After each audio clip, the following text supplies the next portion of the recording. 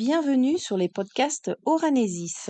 Saviez-vous que la kinésiologie peut vous aider à améliorer votre mobilité articulaire, musculaire, vos facultés d'apprentissage, vos performances sportives, mais aussi gagner en souplesse physique, émotionnelle et mentale? Vous allez tout découvrir en quelques minutes. Nous recevons aujourd'hui Sébastien Augier, kinésiologue, formateur et responsable pédagogique chez Oranesis. Bonjour Sébastien. Bonjour Delphine, bonjour à tous. Dans cet épisode, vous allez découvrir ce qu'est la kinésiologie de l'axe, anciennement appelée hypertonicité, et ses vertus sur le fonctionnement général du corps. Je m'appelle Delphine de Courville, heureuse de vous accueillir dans cette bulle de partage. Merci Sébastien d'avoir accepté notre invitation. C'est avec plaisir, je te remercie de me recevoir et de m'offrir la possibilité de parler et de présenter cette super technique qu'est la kinésiologie de l'axe. Tu veux bien nous raconter d'où vient la méthode appelée kinésiologie de l'axe? Oui, bien sûr, donc Franck Mahony est à l'origine de cette technique. Il est décédé en 1995.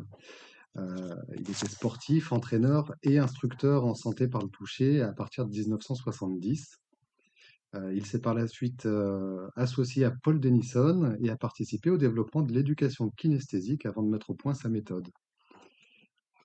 Il a aussi été initié à la technique sacro-occipitale et ses effets sur le liquide céphalorachidien. Et c'est une technique qui a bien été développée par des Gernettes, hein, tu Oui, tout confirmes? à fait, ouais. C'est Bertrand Desjarnettes qui est à l'origine de cette technique en 1925. Son travail a d'ailleurs représenté un apport important pour le développement de la kinésio. Il était chiropracteur et ostéopathe. Et qu'est-ce que Mahony a fait finalement de cette initiation à cette pratique? Eh ben, Franck Mahony s'intéresse au travail musculaire en lien avec la chaîne sacro-occipitale et il cherche à redonner de la mobilité à cette chaîne plutôt que de la renforcer. Cela améliore également la circulation du liquide céphalorachidien, ce qui a son importance car le crâne, la colonne et le bassin interagissent entre eux par le biais de celui-ci.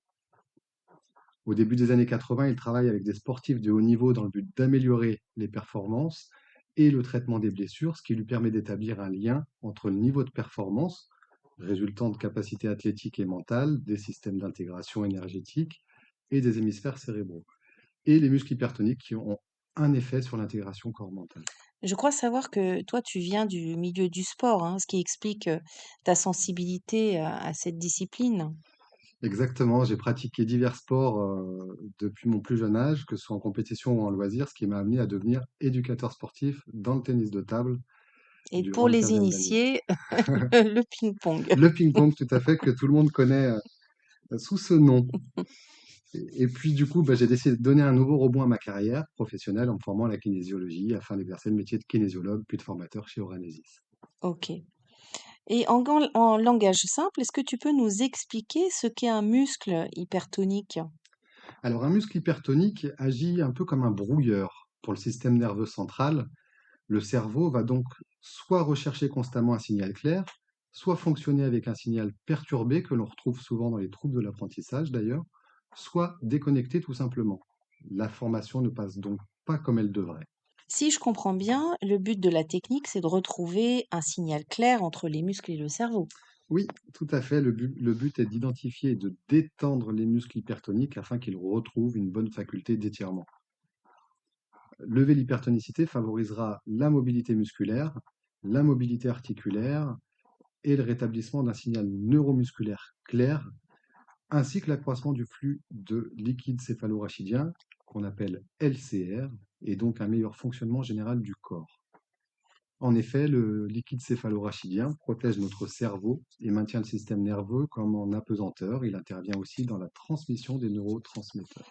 Et pour que tout le monde nous comprenne bien, les neurotransmetteurs permettent aux neurones de transmettre l'influx nerveux, c'est-à-dire un message soit à d'autres neurones, soit aux muscles, soit aux diverses glandes, hein. Est-ce que le liquide céphalorachidien joue un autre rôle important? Oui, liquide céphalorachidien intervient aussi dans l'élimination des toxines du système nerveux central, dans le transport des nutriments et des hormones. Il est tellement important qu'il est renouvelé 4 fois par jour et joue également un rôle vital pour tout l'organisme. apportant aux cellules nerveuses tout ce dont elles ont besoin pour un fonctionnement optimal. Tout cela va donc améliorer le système nerveux central, la gestion de nos émotions, de notre mental et également de notre mobilité. Et à quoi on reconnaît un muscle hypertonique? En fait, un muscle hypertonique manifeste en réalité une trop grande résistance à l'extension due à un état de surprotection des tendons, qui se traduit par exemple par des douleurs que l'on a d'ailleurs pu oublier par habitude, par une restriction d'amplitude de mouvement, par des problèmes de posture, mais aussi par une faiblesse musculaire insoupçonnée tant qu'on ne sort pas de la zone de confort. En fait, tout ça est dû à une confusion des propriocepteurs qui ont pour rôle de renseigner notre cerveau sur la position de notre corps dans l'espace à chaque instant, mais aussi des segments corporels entre eux. Ces millions de petits capteurs sensoriels qu'on retrouve un peu de partout, dans nos muscles, dans la peau, notamment au niveau de la plante des pieds, dans les tendons, les ligaments, les articulations. Et en fait, ce qu'ils font, c'est qu'ils adressent en permanence des signaux qui transitent par nos nerfs sensitifs vers notre moelle épinière, puis vers le cervelet et le cerveau qui les analyse et réagit en contractant ou en relâchant certains muscles en fonction des besoins. Et on sait pourquoi un muscle devient hypertonique? Oui, on le sait, dans notre quotidien, en fait, on va multiplier des attitudes qui vont générer du stress. Je parle là de la façon de gérer ses émotions, par exemple, de rigidité mentale et de la faculté à s'adapter ou non aux différentes situations que nous rencontrons. On prend également des postures anatomiquement incorrectes. Tu veux dire comme, est-ce qu'on peut mettre là-dedans, croiser les jambes, s'asseoir de travers, travailler dans le canapé, en fait tous nos mouvements, du quotidien, que ce soit dans le sport, la musique, le travail, à la maison, c'est ça? C'est exactement ça. Et on peut aussi mettre là-dedans tout ce qui est choc, traumatisme, ainsi que les postures de compensation suite à une douleur ou à une blessure, ou bien les excès de fatigue aussi. Tous ces déséquilibres, en fait, vont engendrer une plus grande tension musculaire, ce qui va faire réagir les tendons, qui vont protéger le muscle et donc réduire leur marge de manœuvre. On observera donc une diminution de la force et de la capacité d'étirement du muscle, qui engendre le mouvement qu'on appelle agoniste.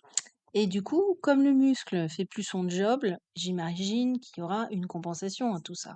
Oui, en fait, cette perte de force va être compensée par les muscles synergistes, qui ont pour rôle d'aider le muscle agoniste dans son mouvement et de le stabiliser. Cela va également impacter le muscle antagoniste. Qui lui est opposé à l'agoniste, hein, c'est juste. C'est ça, puisque pour contrôler le mouvement, il s'étire proportionnellement à la contraction de l'agoniste. Et finalement, toutes ces compensations, elles créent une dépense énergétique folle, quoi. Et une moins bonne synchronisation du corps et une diminution des performances globales du corps, c'est ça, hein? Oui, oui, c'est bien ça. Et du coup, comment peut-on lever l'hypertonicité d'un muscle? Alors, contrairement à la santé par le toucher, où on teste le muscle dans sa position la plus courte pour tester sa résistance à la compression et en obtenir le verrouillage par le renforcement du muscle, en hypertonics, en kinésiologie de l'axe, on teste le muscle dans sa position la plus longue pour tester cette fois-ci sa résistance à l'extension et en obtenir le verrouillage en améliorant sa faculté d'allongement. Pour lever l'hypertonicité d'un muscle, il faut dans un premier temps identifier le ou les muscles concernés à l'aide du test musculaire parmi les muscles essentiels identifiés par Frank Mahony. Ils sont au nombre de 16, 8 principaux et 8 secondaires.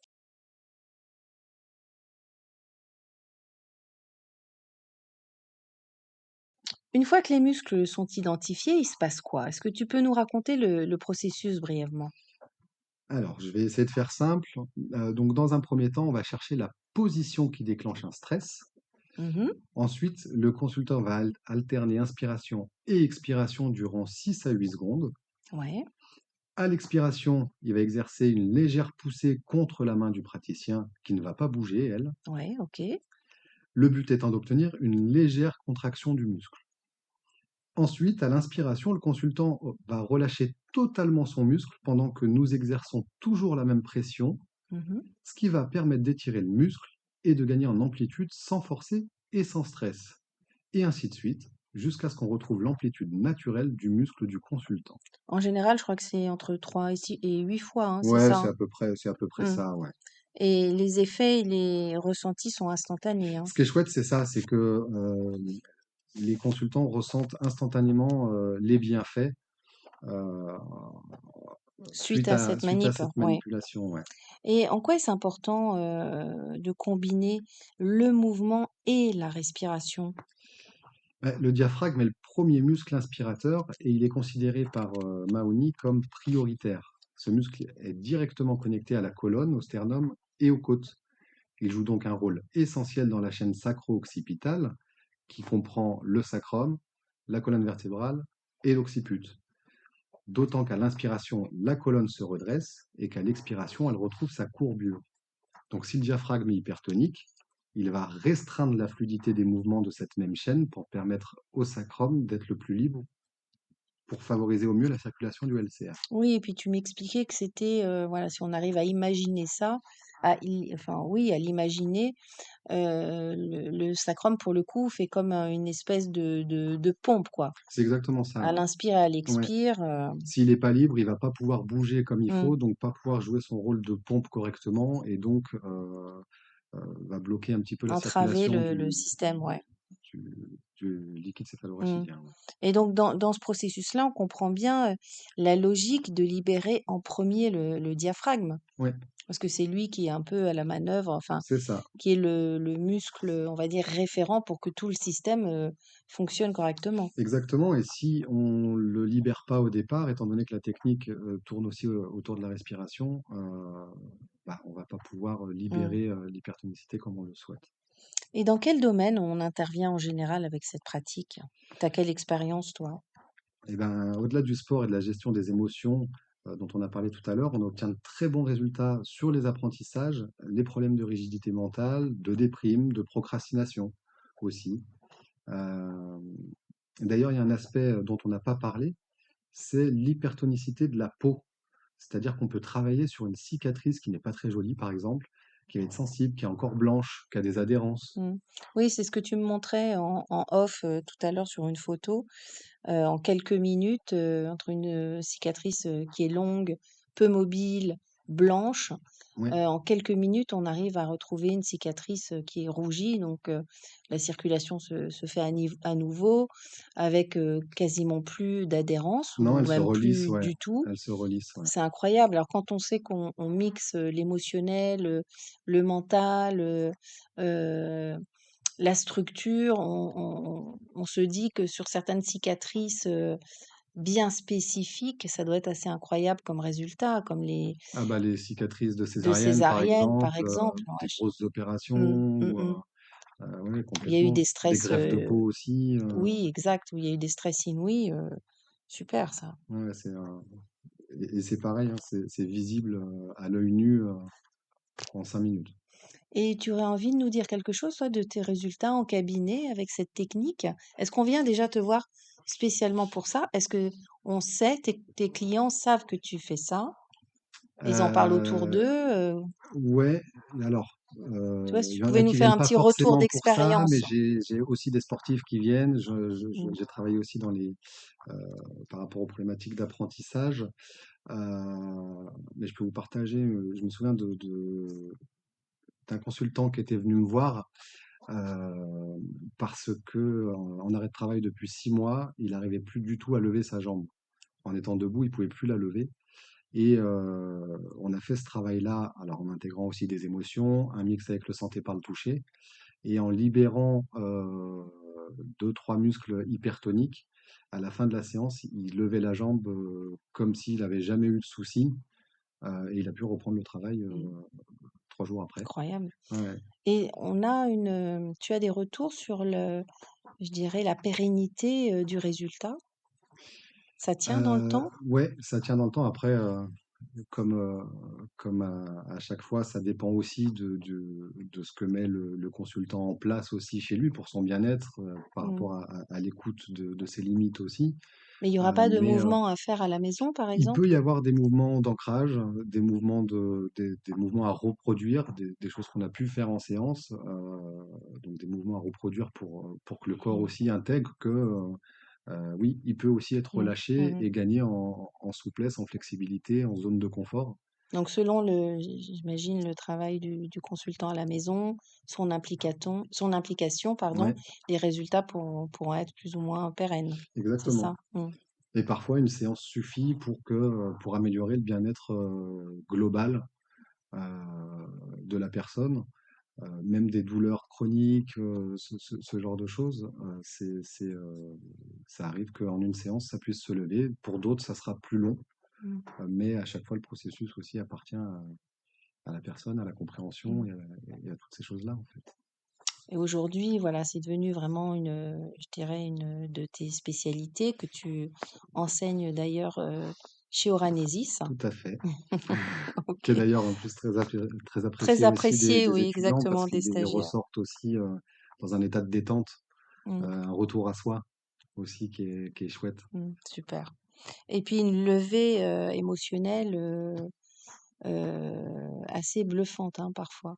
Oui, et d'ailleurs ce qui est étonnant, c'est que parfois juste en corrigeant un muscle, il y a une émotion qui peut sortir soudaine, Mmh, comme si l'émotion avait cristallisé dans le muscle.